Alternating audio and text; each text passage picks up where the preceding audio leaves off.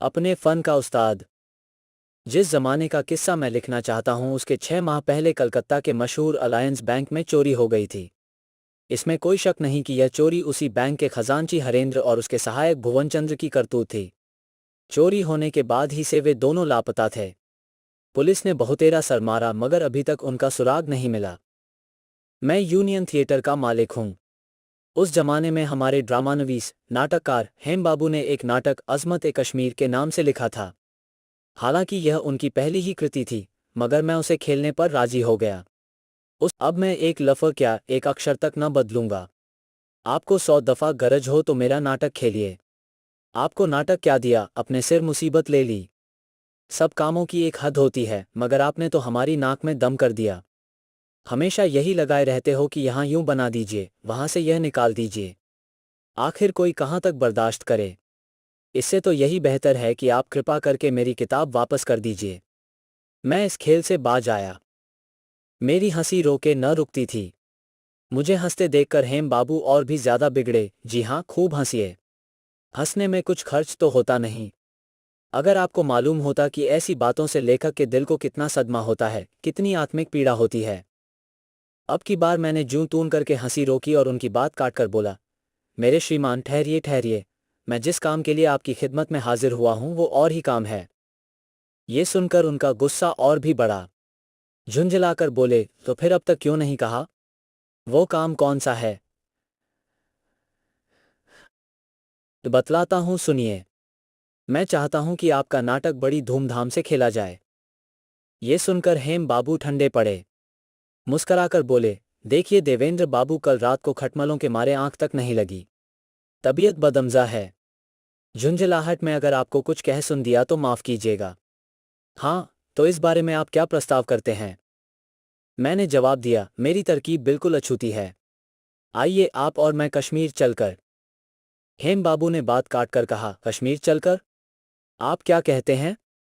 कश्मीर हिंदुस्तान की उत्तरी सीमा पर है। क्या हम लोग इतनी दूर जाएंगे? ये ठीक नहीं। ये गैर मुमकिन सा मालूम होता है। कोई दूसरी तरकीब हो तो बतलाइए। हेम बाबू जितने ही मोटे हैं उतने ही आलसी हैं। एक जगह से दूसरी जगह जाना उनके लिए यमराज के यहाँ जाने से कम नहीं। आलसी ही तक नहीं, एक मुश्किल और भी थी। वो हाल ही में दूसरी शादी करके लाए थे। बुढ़ापे में उस 16 साला सुंदरी के पीछे दीवाने हो रहे थे। उससे एक लम्हे की जुदाई दुखद थी।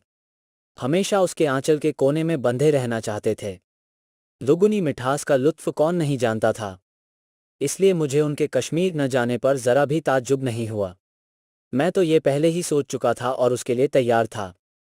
मैंने हंसते हुए उन्हें समझाकर कहा, अजी आपने पूरी बात तो सुनी ही नहीं। मैं सचमुच कश्मीर चलने को थोड़े ही कहता हूँ। हम और आप किसी गांव में चलकर 3 माह तक छुपे रहें। उधर मेरे प्रचार करने वाले अखबारों में खबर उड़ा देंगे कि यूनियन थिएटर के मालिक और अजमत ए कश्मीर के लेखक दोनों कश्मीर से ऐतिहासिक चित्र जमा करने के लिए साथ साथ कश्मीर गए हैं। वहाँ के रस्मों रिवाज और समाज के दृश्य एकत्र कर रहे हैं। इस धूमधाम से अजमत ए कश्मीर अब की खेला जाएगा।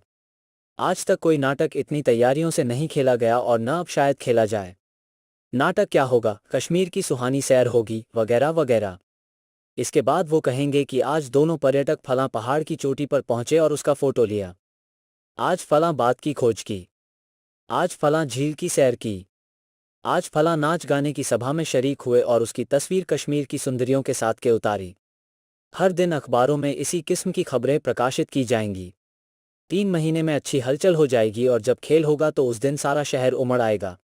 बैठने वालों को जगह ना मिलेगी। नाकाम लौट जाएंगे।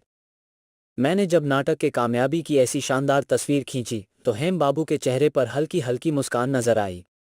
वो तकिए के सहारे लेटे हुए मेरी बातों को बड़ी गौर से सुन रहे थे। शायद ख्याल में उन्हें पहली रात की आमदनी के नोट और अशर्फियों के ढेर नजर आ रहे थे। बेचारे हंसी को रोकते थे मगर वो रोके न रुकती थी। जब मैं खामोश हुआ तो वो खुशी से बोले, वाह बाबू साहब वाह, क्या तरकीब सोची है। बस अब इसमें देर ना कीजिए। आपको भी परमात्मा ने क्या सूक्ष्मदर्शी अक्ल दी है। मुझे तो ख्वाब में भी यह न सूझता। मैंने पूछा, तो आप चलने को मुस्तैद हैं? हेम बाबू आश्चर्य से बोले, मैं वाह, आप भी क्या कहते हैं, भला मैं कैसे चल सकता हूँ। देखिए, मुझे एक खास बीमारी है। कभी कभी उसका दौरा हो जाता है। आजकल तो उसने बहुत परेशान कर रखा है। मुझे कहाँ ले चलिएगा? आप अकेले ही जाइए ना। मैंने कहा, अकेले नहीं हो सकता। सारा खेल बिगड़ जाएगा। हम दोनों को साथ जाना चाहिए। हेम बाबू थोड़ी देर कुछ सोचकर बोले, लेकिन इस काम में कोई आफत आने का डर तो नहीं? मान लो किसी ने देख लिया तो फिर? और ये तो बताइए, चलिएगा कहाँ? मैंने जवाब दिया, अभी इसका फैसला नहीं कर सकता। रात ही को तो ये तरकीब सूझी है और इस वक्त आपसे सलाह लेने चला आया। चलना ऐसी जगह चाहिए जहां कलकत्ता के बहुत थोड़े आदमी हों। छुपकर रहने के लिए जगह की कमी नहीं और न बहुत दूर ही जाना पड़ेगा। अभी उस दिन हरेंद्र और भुवन बैंक पर हाथ साफ करके गायब हुए और उसका पता नहीं। मुझे तो यकीन है कि वे करीब ही के किसी गांव में छिपे हुए हैं और इधर पुलिस सारे शहर की खाक छान रही है। हाँ, आपने रामनगर का नाम कभी सुना है? नहीं, क्यों? वो मुकाम जाड़े में ऐसा वीरान हो जाता है जैसे अरब का रेगिस्तान। वही नाम बदलकर रहने से किसी को हमारी खबर न होगी। रामनगर के पास ही एक नदी है। शाम सवेरे आप इस नदी के किनारे टहलिएगा। इससे आपकी सेहत को भी नफा होगा। है? मैं बिल्कुल तंदुरुस्त हूँ। देहात जाकर सेहत हासिल करने की ज़रूरत मुझे नहीं है, और फिर महीने 15 दिन की बात होती तो खैर। 3 महीने, गजब रे गजब।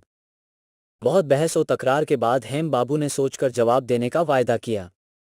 मतलब ये था कि बीवी से सलाह ले लूँ।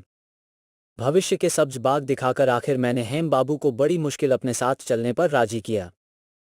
1 हफ्ते के अंदर ही तमाम तैयारियां मुकम्मल हो गईं। हम लोग स्टेशन पर पहुंचे। टिकट लेकर गाड़ी में बैठने के बाद हेम बाबू ने जो मुहर्रमी सूरत बनाई, वो मुझे कभी नहीं भूलेगी। इतना गम तो उन्हें पहली बीवी के मरने पर भी नहीं हुआ था। बेचारे की सूरत पर तरस आता था। स्टेशन से मैंने 2 अंग्रेजी अखबार खरीद लिए थे। उन दोनों में ही हम दोनों के कश्मीर जाने की बड़ी लंबी चौड़ी खबर दर्ज थी। ऐसा मालूम होता था गोया हम लोग सचमुच कश्मीर जा रहे हैं। सफ़र खत्म हुआ। हम लोग रामनगर पहुंचे। गांव बहुत छोटा था और सब खाली पड़ा था। हम लोगों को मकान किराए पर आसानी से मिल गया। मैंने मकान मालिक से कह दिया कि मेरे दोस्त की सेहत खराब है। यहीं हम लोग आब ओ हवा तब्दील करने आए हैं। 5-7 दिन गुजरने पर वसंती हवा चलने लगी। एक दिन मैंने हेम बाबू से पूछा, कहिए कैसी जगह है? हेम बाबू मुंह बनाकर बोले, अरे राम राम, ऐसी जगह भी आदमी आते हैं। न कोई दिलचस्पी न मनोरंजन। गांव क्या है, मरघट है। बैठे बैठे जी उगता जाता है। कोई काम न काज, शाम को निठले बैठे रहते हैं। थोड़ी देर के बाद वो फिर बोले, कहिए कितने दिन गुजर गए?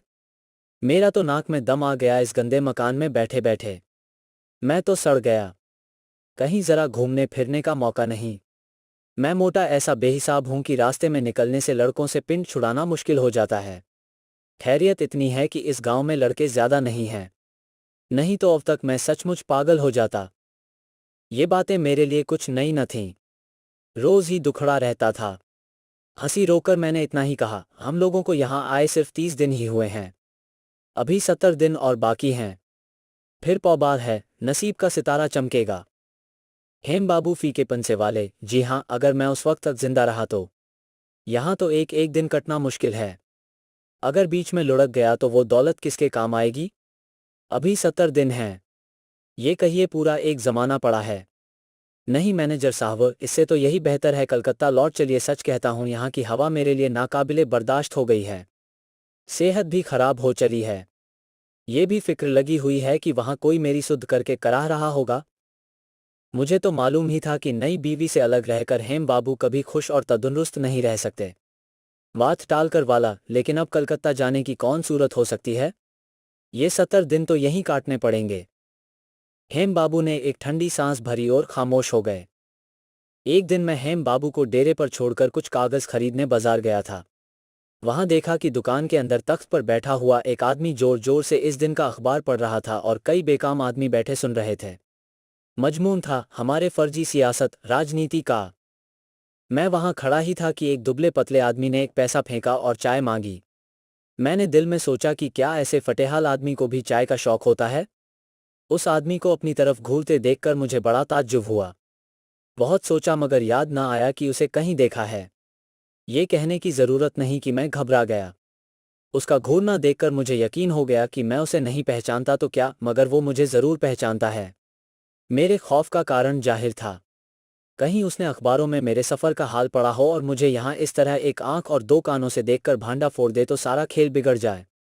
हम लोगों की सारी पोल खुल जावेगी और आज ही कल में इस धोखेबाजी का हाल सारे मुल्क में मशहूर हो जाएगा। हम तो मुंह दिखाने के लायक न रहेंगे। मारे फिक्र के मैं बदहवास हो गया। दिल में अपने को कोसने लगा। खैर, दुकानदार को पैसे देकर मैं जल्द जल्द कदम बढ़ाता हुआ घर की तरफ चला, पर 2 ही 4 कदम चला था कि पीछे से किसी ने पुकारा, अजी साहब, अजी देवेंद्र बाबू। मैंने पीछे फिरकर कहा, आप भूलते हैं साहब, मेरा नाम देवेंद्र बाबू नहीं है। उसने जवाब दिया, क्यों साहब, आप झूठ क्यों बोलते हैं? मैं आपको खूब पहचानता हूं। मगर उसे जाने दीजिए। वराहे करम 5 मिनट ठहरकर मेरी 2 बातें सुन लीजिए। थिएटर में जाकर तो आपसे मुलाकात होने की नहीं। अब मुझे कोई शक न रहा कि यह शख्स मुझे पहचानता है।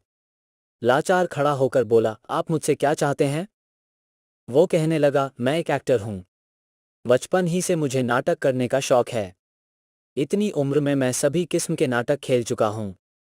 मुझमें एक्ट करने की खास लियाकत है, मगर कोई जमानती न मिलने के कारण मुझे कलकत्ता में नौकरी न मिली। जब तक कोई मेरी सिफारिश न करे, किसी को क्यों मेरे ऊपर यकीन आएगा? मैंने आपका इतना वक्त नष्ट किया। माफ़ कीजिए। मेरी दरखास्त है कि एक बार मुझे काम देकर देखिए कि यथार्थ में मुझे खेलना आता है या नहीं। उसकी बातें सुनने से यह मालूम हो गया कि उसे अभी तक हम लोगों के कश्मीर जाने की खबर नहीं है, मगर कौन जाने कि आधा ही घंटे बाद ये खबर उससे छुपी रहेगी। समझ में ना आया कि क्या करूं। अगर उसे नौकरी न दूं तो वो ज़रूर लोगों से इस मुलाकात की चर्चा करेगा। फिर तो मेरे लिए डूब मरने का मुकाम होगा। मैंने पूछा, तो आप कौन पार्ट अच्छी तरह खेल सकते हैं? शायद मारे खुशी के उसने मेरी बातों को नहीं सुना। बोला, अजी, मैं बहुत थोड़ी तनख्वाह पर राजी हो जाऊंगा। मैंने कहा, चलिए थोड़ी दूरी तक बातें करते चलें। अच्छा, आपको काम देने के पहले एक बार आपका इम्तहान ज़रूरी है कि क्या आप में इस काम का मादा भी है या नहीं। आप जानते हैं कि यूनियन थिएटर के मामूली मुलाजिम भी ज़रूरत पड़ने पर एक्ट कर सकते हैं, तो आपके गांव में कोई अमेच्योर थिएटर भी नहीं है? क्या कोई ठेके का काम भी नहीं मिलता? उसने ठंडी सांस लेकर कहा, जी नहीं। यहाँ कोई नहीं मिलता, इस वजह से ही घर बैठा हूँ। मगर आप तो नाटकों की दुनिया से इतनी दूर पड़े हुए हैं। जी हाँ, इसका सबब है कि मैं तन्हा नहीं हूँ। मेरी एक छोटी लड़की भी है। तो कलकत्ता में भी तो कितने ही एक्टर बाल बच्चों के साथ रहते हैं। जी हाँ, उनकी वैसी ही चलती भी तो फिर मेरे जैसा बेकार आदमी किस बूते पर जाकर कलकत्ता में रहे? गरीब आदमी की लड़की जो देखेगा डुकारेगा। मुझे सारी उम्र इस गांव में काटनी मंजूर है, मगर अपनी लड़की को मौत के मुंह में न डालूंगा। वही मेरी सारी उम्र की कमाई है। हाँ, आपका नाम क्या है? जी, मेरा नाम प्राण पदयान है। प्राण बाबू, आपका खेल देखे बगैर तो मैं आपको काम नहीं दे सकता। और आप ही सोचिए, इसमें कोई बेजा बात तो नहीं है। नहीं, बेजा क्या है? तो आप मुझे इत्तला देंगे? हाँ, तो मैं क्या कह रहा था? मेरे पास से आपको खबर मिलने में ज़रा देर लगेगी। अज़मत ए कश्मीर नाटक जब शुरू हो जाए तो आप एक खत लिखकर मुझे याद दिला दीजिएगा। मैं यहाँ कुछ अरसे तक न रहूँगा। कल सवेरे की गाड़ी से कश्मीर जाऊँगा। अखबारों में आज हम लोगों के कश्मीर जाने की खबर निकल चुकी है। ये किसी पर जाहिर नहीं होना चाहिए कि आप आज मुझे मिले। आपकी बात मुझे याद रहेगी। उसे शायद मेरी बातों का यकीन न आया। वो चुपचाप खड़ा रहा, तब अफसोसनाक लहजे में बोला, बाबू साहब, आपने मेरे साथ जिस भलमनसी का इजहार किया है उसका मैं कृतज्ञ हूँ। मगर आपने मेरे साथ सलूक क्या किया है? मैं तो जूं का तून फाका मस्त बना रहा। ए? नहीं नहीं, आप मायूस ना हों। मैं बहुत जल्द आपको इत्तला दूंगा। मुझे नहीं मालूम था कि भाग्य की विचित्रताएं उस दिन उसी से दो चार करेंगी। मैंने डेरे पर आकर देखा कि हेम बाबू गहरी नींद में सो रहे हैं। नाक खर्राटे बजा रही थी। मैंने उन्हें फौरन जगाकर कहा, कपड़े वगैरह जल्द समेटकर तैयार हो जाएं। आज ही यहां से भागना पड़ेगा। हेम बाबू ने अचंभे में होकर पूछा, क्यों, क्या बात है? बात है मेरा सिर। यहाँ एक कमबख्त छोकरा है जो मुझे पहचानता है। मैं उससे कह आया हूं कि हम लोग आज ही कश्मीर चले जाएंगे। इसी से कहता हूँ आज चल दें कि कल वो हमें यहाँ न देख पाए। हेम बाबू लेटे थे, उठ बैठे और बोले, तो हम लोगों को कलकत्ता चलना होगा ना? अरे नहीं नहीं, ये क्यों मुमकिन है? कहीं और चलेंगे। क्यों? हम लोग क्या चोर हैं? अच्छा देवेंद्र बाबू, इस तरह इधर उधर मारे मारे फिरने से क्या यह अच्छा ना होगा कि मैं कलकत्ता लौट जाऊं? वहां मैं खूब खबरदारी से घर के दरवाजे बंद करके बैठा रहूंगा, कोई पता न पा सकेगा। ये सबसे अच्छा होगा। मैंने हेम बाबू की बातों पर कोई ध्यान नहीं दिया। इस वक्त शाम हो रही थी। घर में चारों तरफ अंधेरा छाया हुआ था। हम लोग रोशनी के इंतजार में बैठे हुए थे। थोड़ी देर के बाद एक अजनबी आदमी रोशनी लिए हुए दाखिल हुआ। उसे देखकर मैं जितना नहीं चौंका था, उसकी बातें सुनकर चौंक पड़ा। हजरत, कहते क्या हैं कि तुम लोग अलायंस बैंक से रुपया चुराकर भागे हो। वो हजरत पुलिस के इंस्पेक्टर थे और हम ही लोगों के सुराग में कलकत्ता से आए थे। हम दोनों आपस में एक दूसरे की तरफ देख रहे थे। समझ लिया कि अब एक ऐसा मौका आ पड़ा है कि नाम छुपाने से काम नहीं चलेगा। मैंने हिम्मत करके इंस्पेक्टर से कहा, जनाब आप भूलते हैं, मेरा नाम देवेंद्र नाथ है। मैं यूनियन थिएटर का मालिक हूं और आपका नाम हेमेंद्र नाथ है। घर भी कलकत्ते में है। नाहक हम लोगों को परेशान न कीजिए। उस पर हमारी बातों का जरा भी असर न हुआ। मेरी जेब में मेरे नाम के कार्ड थे। मैंने एक कार्ड निकालकर कहा, पता देखिए, मेरे नाम का कार्ड है। इंस्पेक्टर ने सिर हिलाकर कहा, इसमें क्या रखा है? इसमें तो कोई खास बात नहीं जो आपको बेकसूर साबित कर दे। फिर यह कौन कह सकता है कि आपने देवेंद्र नाम के कार्ड चुराकर नहीं लिए? मैं ये सब बातें नहीं सुनना चाहता। आप लोग मेरे साथ आएं। मेरे सिपाही बाहर खड़े हैं। थाने में चलकर कहिए। चलिए चलिए, उठिए। ये कहकर वो मेरी तरफ बढ़ा। मैंने गुस्से से कहा, खबरदार मेरे बदन से हाथ न लगाना वरना जहतुम रसीद कर दूंगा। मैं कोई ऐसा वैसा आदमी नहीं हूं। मैं यूनियन थिएटर का मालिक हूं। मुझे मामूली आदमी मत समझना। खाक में मिला दूंगा। फिर पैरों पर गिरकर नाक रगड़ने पर भी चटनी किए बगैर न छोड़ूंगा। फिर भी वो अटल रहा। मेरी तरफ देखकर बोला, हरेंद्र का हुलिया बिल्कुल आपसे मिलता है। ऊंचा कद, मूंछें मोड़ी हुई, पेशानी ऊंची। फिर भुवन के हुलिये में सिर के बाल बड़े हुए, उम्र 50 साल, जिस्म निहायत मोटा। जो लक्षण मुझे बताए गए हैं वो सब आपके साथी साहब से मिलते हैं। फिजूल का बखेड़ा न कीजिए, चुपचाप मेरे साथ चले आइए। हेम बाबू गर्जकर बोले, निरा गधा है। क्यों रे मूर्ख, क्या सारे कलकत्ता में भुवन के सिवा और कोई मोटा आदमी है ही नहीं? तो अजी साहब, ये किसी और से जाकर पूछिए। यह न मैं जानता हूं और न जानना चाहता हूं। हेम बाबू दांत पीसकर बोले, मैं तुम्हें जताए देता हूं, अब भी समझ जाओ। अभी कुछ नहीं बिगड़ा है। अपनी खैरियत चाहते हो तो ठंडे ठंडे घर की राह लो, वरना मेरा मारा पानी भी नहीं मांगता। भुवन ही सारी दुनिया में मोटा आदमी है, ये कहाँ का तर्क है? भुवन भी मोटा था और मैं भी जरा मोटा आदमी हूं। बस इसके यही मानी है कि मैं भुवन हूं। उसने मजाक में हंसकर कहा, और इसी का क्या सबूत है कि आप भुवन नहीं हैं? अपनी बचाव के सबूत में तो आपके पास बस यही एक कार्ड है ना? मगर इसका गवाह कौन है कि आप में से एक साहब देवेंद्र बाबू हैं? जाने दीजिए, बहुत हो गया। अब मेरे साथ चलिए। मेरे पास नष्ट करने के लिए जरा भी वक्त नहीं है। आप जैसे लोगों की बदौलत मरने की भी फुर्सत नहीं। मैंने कहा, अच्छा, मैं यहाँ के किसी आदमी से साबित करा दूं कि मैं हरेंद्र नहीं हूं, तब तो फिर हम लोगों से कोई मतलब न रहेगा। हेम बाबू ने अथाह नदी में सहारा पाकर पूछा, उसी आदमी की बात है न जिससे आज आपकी मुलाकात हुई थी? इंस्पेक्टर साहब ने कहा, मैंने अपनी जानकारी में तो किसी आदमी को नहीं छोड़ा जिससे आप लोगों के संबंध में पता न किया हो। मैंने जोर देकर कहा, मगर यहीं कम से कम एक आदमी ऐसा जरूर है जो मुझसे वाकिफ है, और वो भी यहाँ का नया नहीं, पुराना बाशिंदा है। खैर, उसका नाम बताइए। मैंने कहा, उसका नाम? बात यह है कि मुझे उसका नाम नहीं याद आता है। इस वक्त महज उससे गला छुड़ाने के लिए कह दिया था कि आपकी बात मुझे याद रहेगी। बहुत देर तक सोचने पर भी मुझे उसका नाम याद ना आया तो मैंने जवाब दिया, जनाब उसका तो नाम याद नहीं पड़ता। इंस्पेक्टर बोला, ये तो मैं पहले ही समझ गया था कि यह सब बहानेबाजी है। अच्छा तो देर ना कीजिए, फौरन मेरे साथ चलिए। मैंने बात काटकर कहा, नहीं नहीं, उससे आज ही मेरी मुलाकात हुई है। नाम होठों पर ही है, जरा ठहरो मैं बताता हूं। हेम बाबू मायूस होकर बैठ गए। पुलिस इंस्पेक्टर ने कहा, बहुत देर देख लिया, अब नहीं ठहर सकता। चलिए चलिए उठिए। मैंने अपनी स्मरण शक्ति पर इंतहा का जोर किया। आखिर नाम याद आ गया। मैं उछलकर बोला, लीजिए लीजिए, याद आ गया। उसका नाम है प्राणपद पान। उसने अपने पॉकेट बुक में ये नाम दर्ज कर लिया। फिर बोला, इससे कहाँ मुलाकात होगी? मैंने जवाब दिया, मैं क्यों कर बता सकता हूँ। इस गांव के किसी आदमी से जाकर पूछो और खूब समझ लो। इस गांव के एक ऐसे आदमी का नाम बता दिया है जो मुझे पहचानता है। अब भी अपनी खैरियत चाहते हो तो उसे बुलाकर तहकीक कर लो। तुम्हारे लिए एक आफत से छुटकारा पाने का आखिरी मौका है। इंस्पेक्टर ने कहा, अच्छा तो मैं भी आपसे कह देता हूं कि अगर वो आदमी ढूंढने से भी न मिला तो आपकी खैरियत नहीं है। उसने जंगले के पास जाकर एक छोटी सी सीटी बजाई। उसके बाद दबी जुबान से किसी से कहा, जाओ, यहाँ प्राणपद पान नाम का कोई आदमी है, उसे बुला लाओ और उससे पूछना कि क्या आज यूनियन थिएटर के मालिक देवेंद्र बाबू से उसकी मुलाकात हुई थी। फिर वो वापस आकर हम लोगों के पास बैठ गया।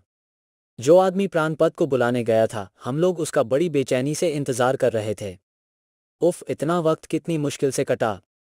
इंस्पेक्टर बैठे बैठे उकताकर बाहर चला गया। जरा देर के बाद हेम बाबू बोले, सुनते हैं कुछ? मालूम होता है कि वो आदमी लौट आया है। ये सुनिए, वो बातें कर रहे हैं। कुछ मिनट और गुजर गए। इंस्पेक्टर ने तन्हा घर में आकर कहा, प्राणपद बाबू से मेरे आदमी की मुलाकात हुई और उन्होंने भी कहा कि आज सवेरे देवेंद्र बाबू से वो मिले थे। लेकिन इससे क्या हो सकता है? आप दोनों में से कौन देवेंद्र बाबू है? यह मुझे कैसे मालूम हो? प्राणपद बाबू बैठे अपनी लड़की को कहानी सुना रहे हैं। इस वक्त ना आ सकेंगे। अब फिजूल देर क्यों की जाए। चलिए फौरन थाने में।